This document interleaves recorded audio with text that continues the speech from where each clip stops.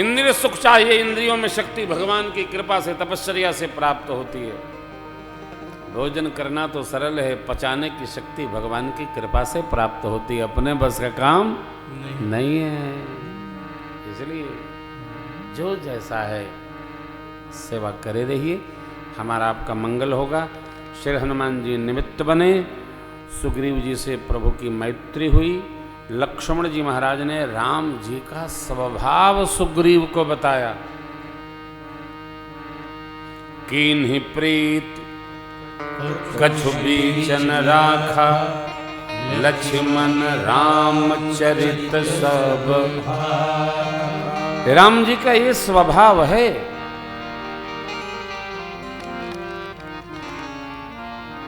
क्या स्वभाव है? कि भगवान जिसको अपनाते हैं उसको छोड़ते नहीं। आप भी ध्यान रखना, भगवान के अनुकूल रहना। भगवान रुष्ट नहीं होते, भगवान दुखी भी नहीं होते, भगवान कहते भी नहीं है। सावधान रहना। भगवान ने जिसको स्वीकार किया उसका त्याग नहीं करते। भगवान जीव नहीं है, जगदीश हैं। लक्ष्मण जी महाराज सब चरित्र राम जी का बताते रहे उसको। ये जीव इतना विचित्र है, इसको लाख चरित्र बताओ, इसके समझ में इतनी शीघ्रता से नहीं आता। अपनी समझ बनाता। माँ के द्वारा गिराए गए वस्त्राभूषण दिया, भगवान ने हृदय लगाया, पहचान ली। भगवान को वस्त्राभूषण पाकर नेत्रों में सजल भाव देख करके सुग्रीव जी ने प्रतिज्ञाबद्ध किया अपने को, प्रभु दुखी न होइए, सब प्रकार करी हूं सेवकाई, जहि विद मिली जानकी आई। भगवान प्रसन्न हुए संकल्प सुनकर। चलो मनसा वाचा कर्मणा, इतनी निष्ठा तो है कि आप चिंता न करो। देखिए, जीवन में किसी को हम वचन न दें और वचन दें तो उसका अंत तक निर्वाह करें। वचन देकर यदि हमने तोड़ा तो इसकी बड़ी सजा है, बहुत सजा है। वचन दिया जाए तो निर्वाह किया जाए, अन्यथा सजा को भोगने के लिए तैयार रहा जाए।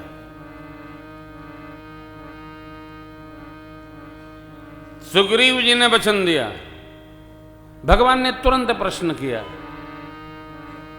हनुमान जी कह रहे थे आप कपिपति हो, तो यहां पर्वत श्रृंखला पे कैसे रहते हो? आपको तो राजसिंहासन में बैठना चाहिए। सुग्रीव जी अपने भैया की, घर परिवार की पूरी गाथा गा गए।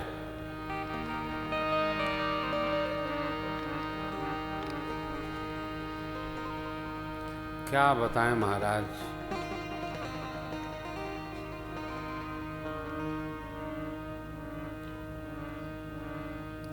हम दोनों भाई एक दूसरे को बहुत प्रेम करते थे। मैं दानों का पुत्र मायावी एक दिन आया और हमारे ज्येष्ठ भाई महाराज बाली को ललकारा। बाली अत्यंत बलशाली है, कोई ललकारे उनको स्वीकार नहीं होता है। दौड़ा लिए उतर कर सिंहासन से। भैया के प्रेम में मैं भी पीछे पीछे गए। मायावी गिरिकंदरा में प्रवेश कर गया, महाराज बाली भी उसमें प्रवेश कर गए। लेकिन मुझे देखकर बोले, सुन सुग्रीव,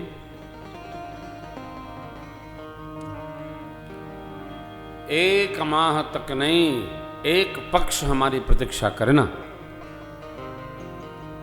यदि मैं न आया तो समझ लेना कि मारा गया। प्रभु,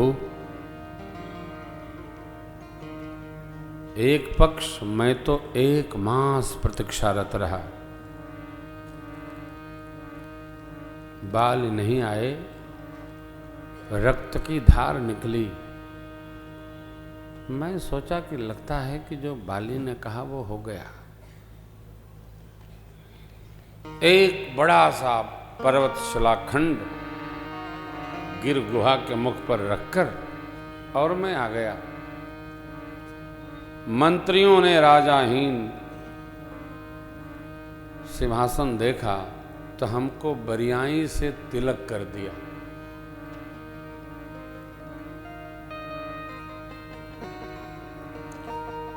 बाल उसका वध करके आए और मुझे राज सिंहासन पर बैठे देखते ही उनके पूरे बदन में आग लग गई।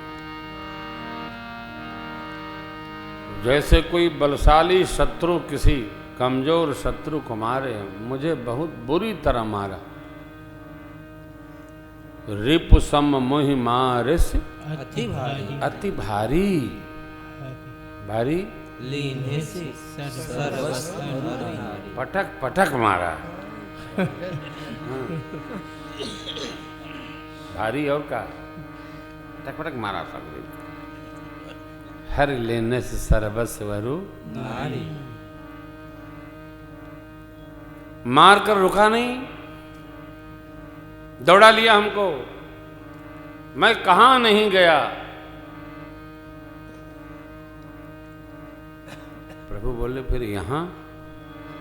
बोले यहां शाप बस आवत नहीं, तदपि सभी तरहूं मन माही।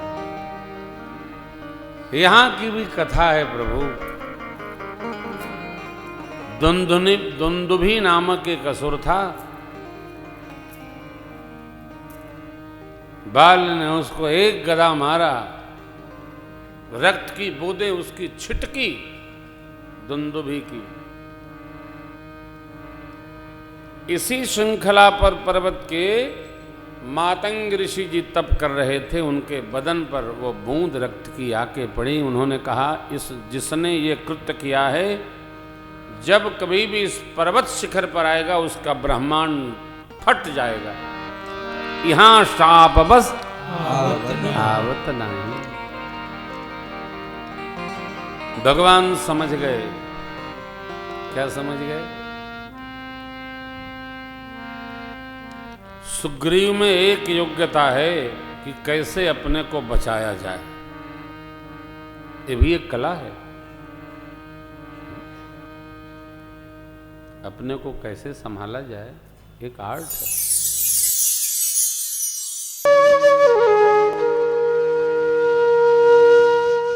इसी तरह सुनते रहिए। चैनल को सब्सक्राइब करिए, बेल आइकन को दबा दीजिए और पुण्य अर्जन के लिए अपनों में शेयर करिए।